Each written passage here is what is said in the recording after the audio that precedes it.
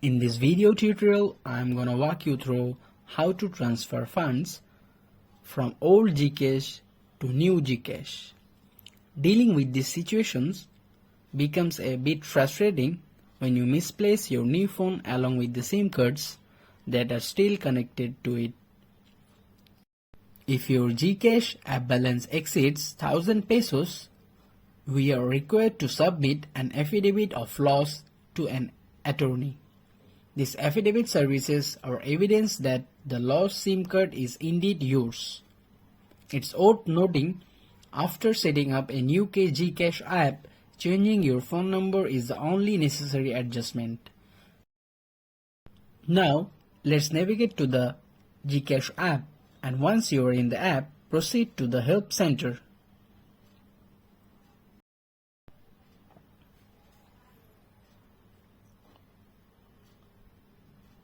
Within the Help Center, utilize the search bar to find instruction on transferring funds from your old Gcash account to the new one.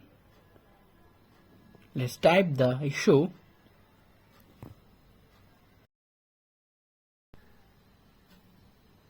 Finding the relevant information, select it.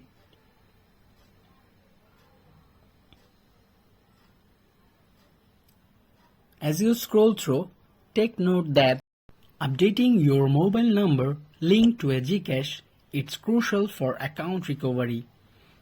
The guide also includes steps to follow if you have lost your SIM card or phone number.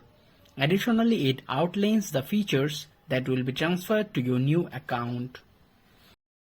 Before making a transfer request within this section, you will find a list of required documents for requesting a transfer. Before proceeding, ensure that your new Gcash account is fully verified.